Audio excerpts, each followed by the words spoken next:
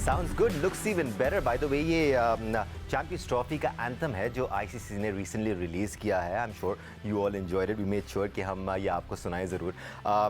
ये sports flow, मैं हूं दानिश अनीस. पाकिस्तान में चैंपियंस ट्रॉफी का आगाज़ तो 19 फरवरी से होने वाला है, लेकिन पाकिस्तान क्रिकेट बोर्ड ने ये इंश्योर किया है कि वो दुनिया को बताए कि पाकिस्तान चैंपियंस ट्रॉफी के लिए तैयार है. याद रहे 30 साल बाद पाकिस्तान में कोई आईसीसी का इवेंट हो रहा है और ये दिखाने के लिए कि पाकिस्तान क्रिकेट बोर्ड पूरी तरह से तैयार है. पाकिस्तान ने मुल्तान से वेन्यू शिफ्ट करके लाहौर और कराची किया है ट्राई नेशन सीरीज़ के लिए, ताकि हम दुनिया को ये स्टेटमेंट दे सकें कि ये दोनों स्टेडियम तैयार हैं to host all the teams coming from all over the world.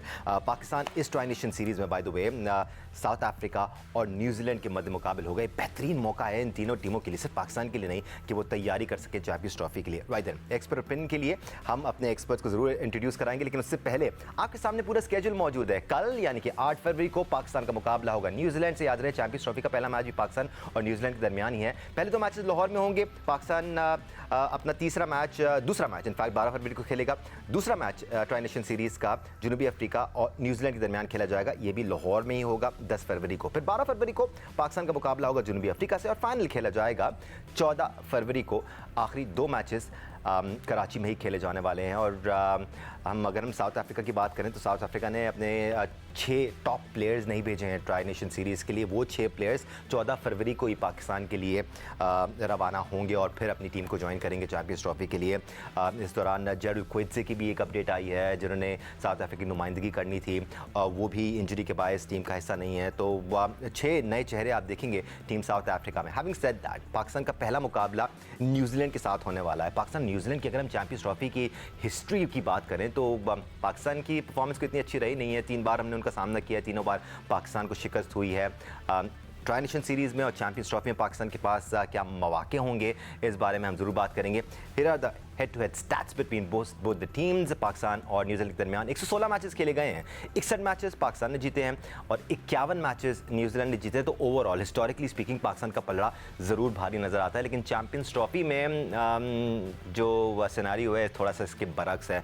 Pakistan की इतनी अच्छी परफॉर्मेंस रही नहीं है चैंपियंस ट्रॉफी में. Let's hope it changes this time around. Right then, expert opinion के लिए आज हमारे साथ मौजूद हैं टेस्ट क्रिकेटर पाकिस्तान के साबिक कप्तान राशिद लतीफ़, टेस्ट क्रिकेटर सिकंदर बख्त ने ज्वाइन किया हुआ है और टेस्ट क्रिकेटर अहमद शहजाद भी हमारे साथ मौजूद है. बॉयज, बड़ा ज़बरदस्त मौका है ये ट्राई नेशन सीरीज़ पीसीबी के लिए भी और पाकिस्तान क्रिकेट टीम के लिए भी कि बेहतरीन तैयारी कर सकें. राशिद लतीफ़ साहब, आपसे डिस्कशन का आगाज़ करता हूँ.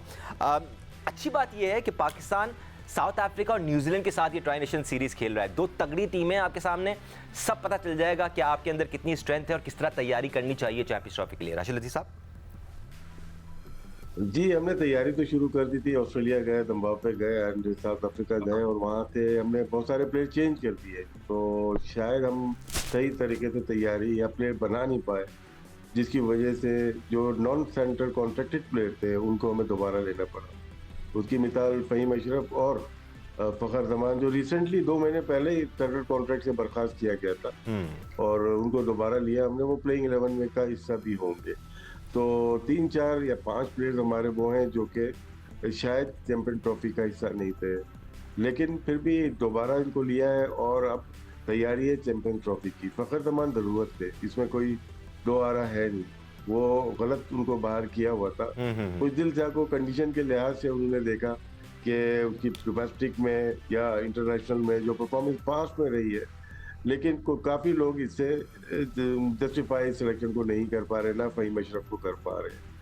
मैच शुरू होता है हमारा. कल मैच है न्यूजीलैंड को अगर देखा जाए, पाकिस्तान की तो सारी बात हुई हुई है. न्यूजीलैंड को अगर देखा जाए, उनके काफ़ी प्लेयर्स जो कि रिटायर भी हो गए हैं, जिसमें ट्रेंट बोल्ट थे जो कि मेन बॉलर थे.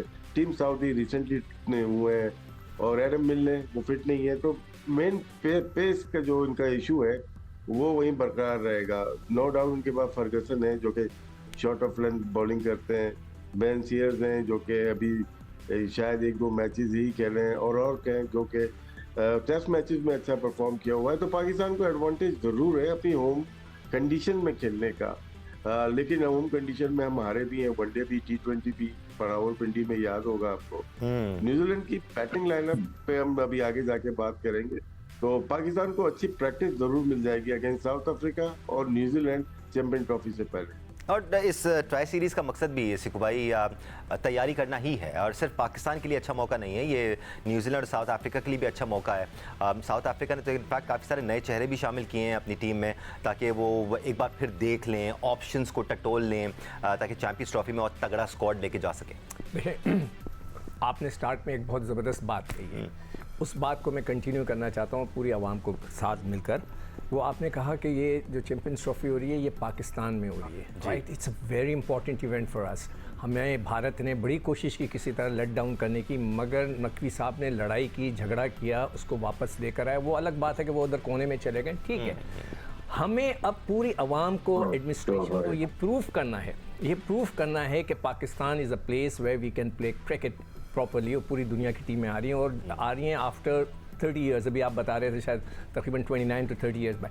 तो मैं सब आवाम से भी ये अपील करूंगा, देखें, हो सकता है तकलीफ़ों उमन होती है, लोग परेशान होते हैं जब मैचेस होते हैं, तो आपको इस दफ़ा बहुत सख्ती के साथ सब्र करना पड़ेगा, जैसे हमेशा करते हैं, इसलिए कि इसमें तकलीफ़ें होंगी, मगर ये दुनिया की टीमें आ रही हैं। ये ऐसा इवेंट है जिसको हमने बहुत ज़बरदस्त किस्म का जो है कामयाब करना है। स्टेडियम्स बन गए हैं, तस्वीरें मुझे मिल गई हैं, बहुत ज़बरदस्त लग रहा है, हर कुछ अच्छा लग रहा है, looks beautiful, very well done. मुझे यकीन नहीं था, बल्कि अपने प्रोग्राम में भी मैंने कहा था कि ये बड़ा गलत हुआ, और रिकॉर्ड टाइम में कंप्लीट किया, में बहुत ज़बरदस्त। नकवी साहब, वेरी वेल डन। नाउ हम सबको मिलकर क्रिकेट की भी मैं थोड़ी बात नहीं कर रहा, सब बात करते हैं कि परफॉर्मेंस ये वो टीम ये लड़ेगी, मैं इस वक्त पाकिस्तान की बात कर रहा हूँ कि हमें इस टूर्नामेंट को कामयाब बनाकर पाकिस्तान की इज्जत को ऊपर लेके आना है।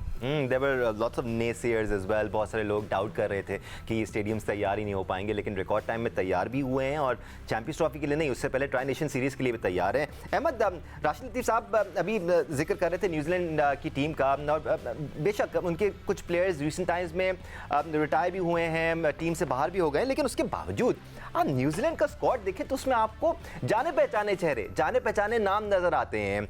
और ये भी इस वजह से है बिकॉज न्यूजीलैंड उन टीमों में से है जो राउंड द ईयर अपनी टीम में चेंजेस करती रहती है, नए प्लेयर्स को मौका देती रहती है, उनको डेवलप करती रहती है।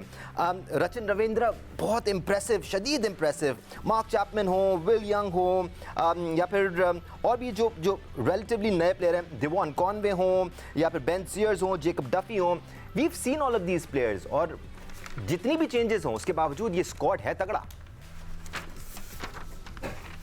जी, न्यूजीलैंड के बारे में एक चीज़ बहुत मशहूर है कि वो एक तो अपनी भी प्रिपरेशन बहुत अच्छी करते हैं अपनी स्ट्रेंथ्स की, और दूसरा ओपोजिशन की वीकनेस को बहुत अच्छे तरीके से एक्सप्लॉइट करना वो जानते हैं। तो ये चीज़ उनकी स्टैंड आउट करती है। दूसरी तरफ अगर आप पाकिस्तान की भी बात करेंगे, देखिए बहुत बड़ी अपॉर्चुनिटी है पाकिस्तान के लिए भी इस चैंपियंस ट्रॉफी के अंदर। ये जो टीम अनाउंस हुई है, बहुत ज्यादा बातें हुई इस टीम के ऊपर, लेकिन बातें हुई हैं सिलेक्शन के प्रोसेस पे कि आपने प्रोसेस को गलत किया है, जिस तरह आपने लड़कों को इंपोर्ट किया। अदरवाइज एबिलिटी अगर आप देखेंगे तो 19-20 ही सबकी होती है। क्योंकि अब चैंपियंस ट्रॉफी आ रहा है, और उससे पहले ये न्यूजीलैंड की सीरीज जो है वो बहुत माइनर फेज होगी, या एक ट्राई सीरीज जो है जिसमें साउथ अफ्रीका भी आएगा, लेकिन उसके तो खैर काफी ज्यादा प्लेयर आ नहीं रहे हैं। तो न्यूजीलैंड एक ऐसी टीम होगी जो पाकिस्तान के पूल के अंदर भी है, और पाकिस्तान का पहला ही मैच न्यूजीलैंड से है, तो अच्छी प्रैक्टिस हो जाएगी दोनों टीमों की, न्यूजीलैंड की पाकिस्तान के अगेंस्ट और पाकिस्तान की न्यूजीलैंड के अगेंस्ट। तो देखना यह है कि अब पाकिस्तान किस कॉम्बिनेशन से जाता हुआ नजर आता है, बिकॉज मोर और लेस अभी पाकिस्तान जिस कॉम्बिनेशन से उतरेगा चैंपियंस ट्रॉफी में भी हमें वही कॉम्बिनेशन देखना पड़ेगा, और मिलेगा ही वही। सो ये देखना है कि क्या ये जो टीम अनाउंस हुई है चैंपियंस ट्रॉफी की, अब मैनेजमेंट और सिलेक्शन कमेटी इसके साथ परसिस्ट करते हैं, जो मुझे लगता है करनी चाहिए। और फिर बाबर आजम का नंबर बहुत इंपॉर्टेंट होने वाला है कि बाबर आजम कौन से नंबर पे खेलने लगे हैं। बहुत ज्यादा क्या सराहियां हैं कि बाबर आजम को जो है ना फोर्स किया जा रहा है ओपन करने के लिए, जो कि उनका नंबर नहीं है। और ओडीआई क्रिकेट के अंदर बाबर आजम की बहुत परफॉर्मेंसेज हैं जो कि नंबर 3 पे हैं। तो ऐसी सिचुएशन के अंदर जब आपकी टीम के अंदर एक आपकी बैकबोन हो, उसको भी फोर्सफुली अगर आप ओपन करवाने लगे हैं, उनके जिन्हें दिल इतना नहीं कर रहा शायद, लेकिन टीम के लिए शायद वो कर जाए, इसका आउटकम क्या आएगा ये बहुत इंपॉर्टेंट है, और हमारी सबकी नजरें जो हैं उसके ऊपर मरकूज है। मैं प्लेइंग 11 पे भी बात करना चाहता हूँ और हिस्टोरिकली जो हमने पाकिस्तान टीम के लिए देखा है, हाँ बैटिंग ऑर्डर्स चेंज होते रहते हैं, स्ट्रैटेजीज चेंज होती रहती है, लेकिन जब प्लेइंग 11 की बात होती है ना तो इवेंट्स में, बड़े टूर्नामेंट्स में या सीरीज़ में बहुत कम ही ऐसा होता है कि प्लेइंग 11 में हम रद्दोबदल देखते हैं या चेंजेस देखते हैं। बट ये जो बाबर आजम के ओपन करने वाली बात है ना राशिद लतीफ़ साहब, ये कंडीशंस पे भी डिपेंड करता है। अगर बॉल बहुत ज़्यादा मूव कर रहा होगा या फिर स्विंग कंडीशंस होगी तो बाबर बिल्कुल भी कंफर्टेबल महसूस नहीं करेंगे ऊपर आना। इस सूरत में शायद उनकी तरफ से ज़्यादा रेजिस्टेंस हमें नजर आए, लेकिन कंडीशंस अगर उनकी तबीयत के मुताबिक हो तो वो शायद फिर भी ओपन कर लें। ये भी हमने माजी में देखा है। देखिए, बाबर हो या आकिब जावेद, इन्होंने पहले से डिसाइड कर दिया होगा कि हमारा ओपनर है कौन। जी जी।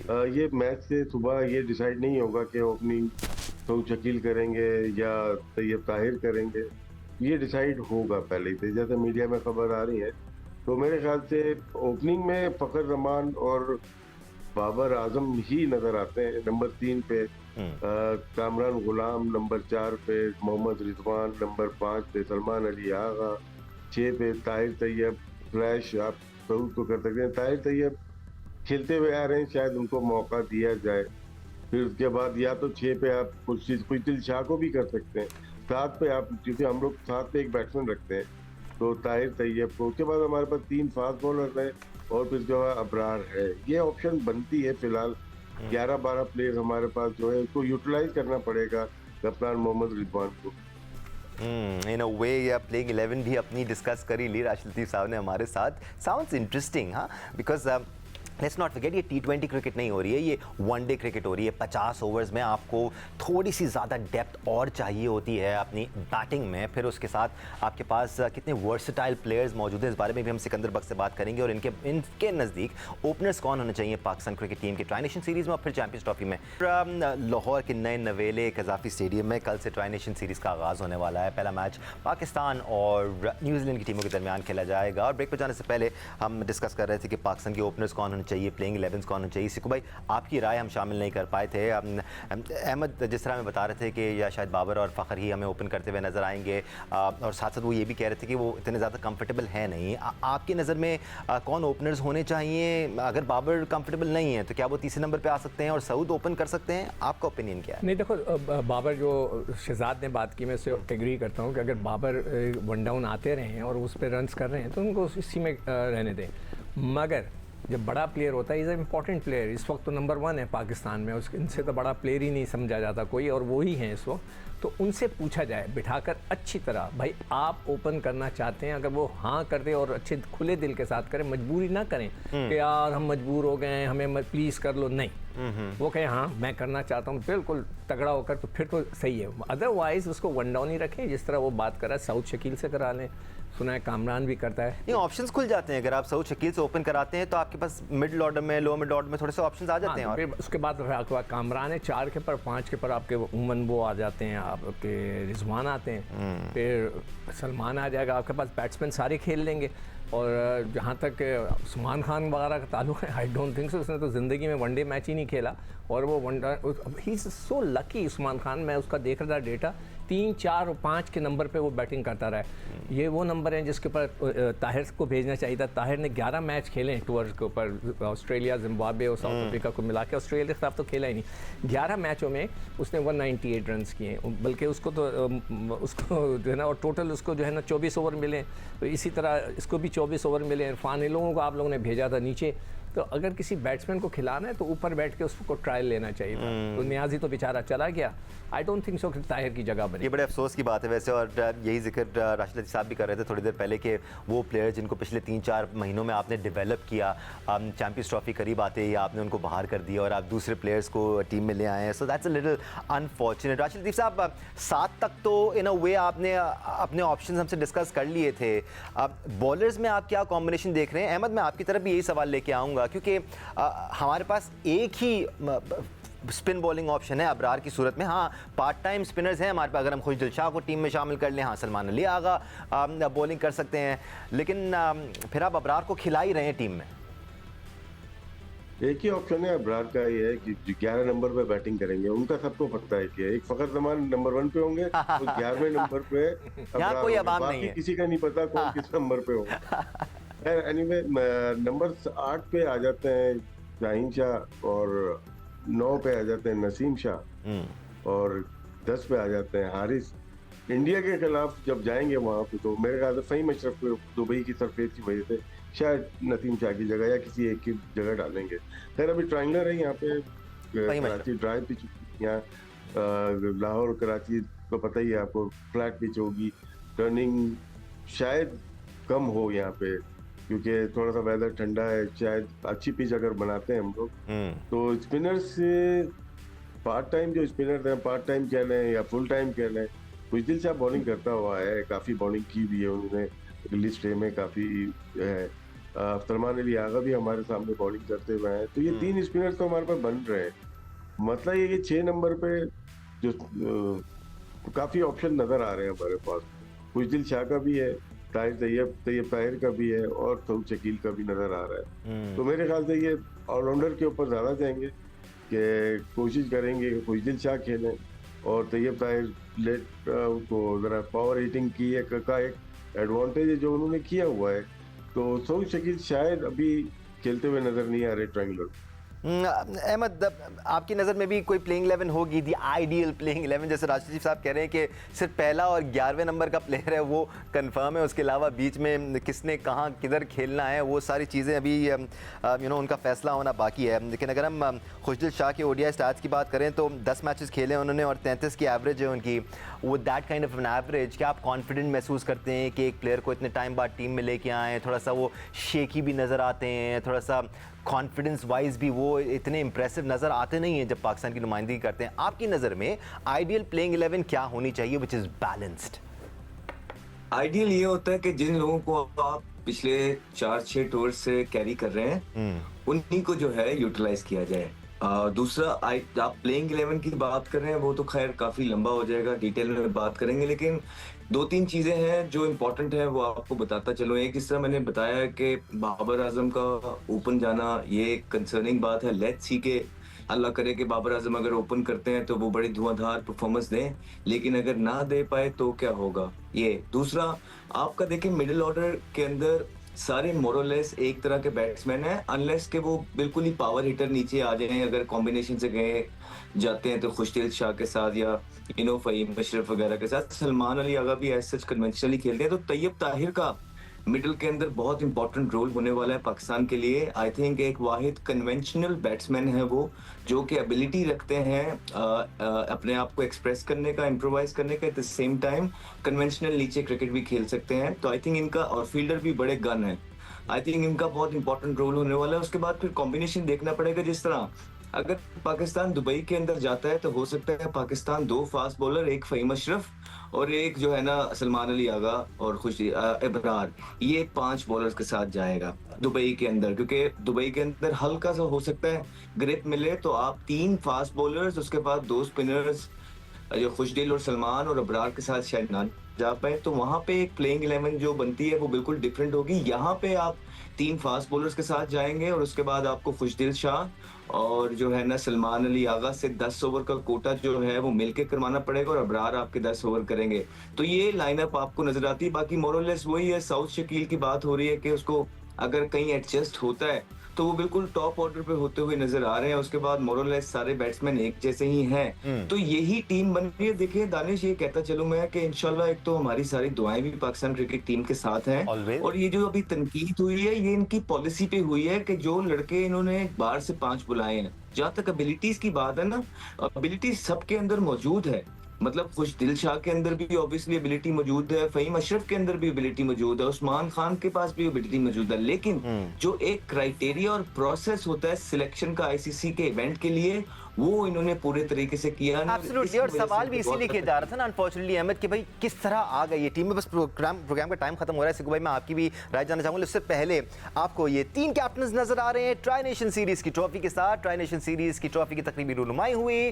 This is the trophy that these 3 teams will be fighting for. कल से मैचेस का आगाज हो रहा है। पहला मैच पाकिस्तान न्यूजीलैंड के दरमियान नए नवेले लाहौर के कज़ाफी स्टेडियम में खेला जाएगा। सिकू भाई, फ़हीम अशरफ, राशिद भाई भी कह रहे हैं, अहमद भी कह रहे हैं कि दुबई में शायद हमें खेलते हुए नजर नजर आए, 34 मैचेस खेले हैं उन्होंने, 26 विकेट्स हैं। In what world can these stats justify a players selection? अच्छा, दूसरी चीज़ ये है कि उन्होंने जो उनके जो बेस्ट बॉलिंग स्पेल है वो 5 है, 5 for 22। अगर वो 5 इन 26 में से निकाल दें तो 21 विकेटें रह जाती हैं उनकी, जो उन्होंने 33। खैर वो भी कर लें शामिल, तो भी कौन से तीर मार छोड़े, मैं मतलब वो जो उसने कह दिया ना अहमद शहजाद ने कि प्रोसेस सही नहीं था, बिल्कुल सही नहीं था।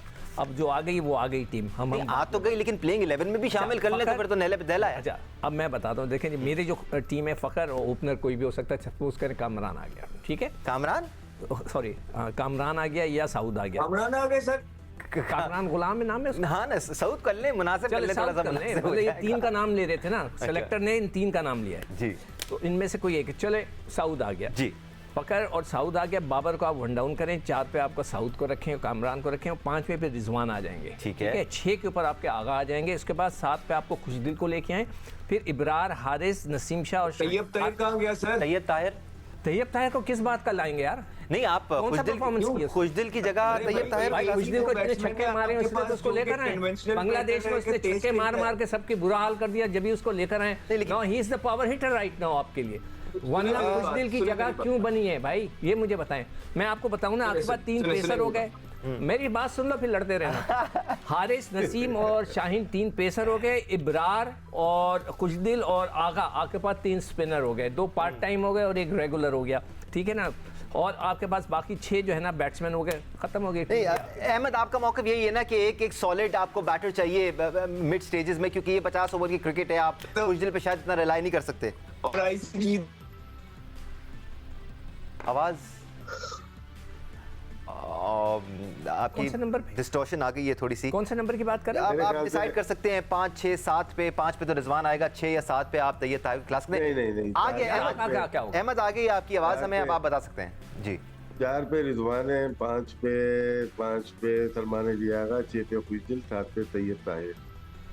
अच्छा, खुशदिल के नीचे तैयब ताहिर। सिक्कू भाई से ये पूछना है, सिक्कू भाई कह रहे हैं कि तैयब ताहिर की परफॉर्मेंस नहीं है, तो सऊद शकील तो मैच ही कोई नहीं खेले हुए अभी रिसेंट पास्ट में, उनको आपने कैसे डाल दिया प्लेइंग भाई 11 देखो, के अंदर? सऊद शकील जो है टेस्ट क्रिकेटर है, उसने बहुत अच्छी बैटिंग की हुई है, सॉलिड आपको एक 50 ओवर के लिए टेस्ट में चाहिए होता खेलेंगे है। ना तो वनडे ताहिर में तैयब की मैं परफॉर्मेंस आपको गिनवा देता हूँ, उसने जो है ओडीआई 8 मैच खेले, 141 रन हैं, अरे उसको दो सिर्फ 17 ओवर बॉलें खेलने को खेलता रहा मिले। वो बेचारा। जेंटलमैन, एक और दो चीज़ ये बॉलें भी है, खेलता रहा, एक और दो चीज़ ये भी बॉलें है, जिम्बाब्वे अगर हमारे पास में खेलता रहा है वो। इंटरनेशनल क्रिकेट के स्टैट्स ना भी हों तो हमें रिवर्ट करना होगा लिस्ट ए के स्टैट्स पर, और लिस्ट ए में दोनों तैयब ताहिर और सऊद शकील, दोनों की बहुत मैचेस भी हैं, दोनों की बड़ी एवरेजेस भी लगी हुई हैं, एटलीस्ट खुशदिल शाह से तो बेहतर एवरेजेस लगी हुई हैं। तो ये पाकिस्तान क्रिकेट बोर्ड को और मैनेजमेंट को ये फैसला करना है कि प्लेइंग 11 में कौन से प्लेयर शामिल होते हैं, किस नंबर पे कौन सा प्लेयर खेलना है। Lots of unanswered questions till now, let's see tri nation series में कितने अनआंसर्ड क्वेश्चंस का जवाब हमें मिल पाता है, ताकि हम चैंपियंस ट्रॉफी के लिए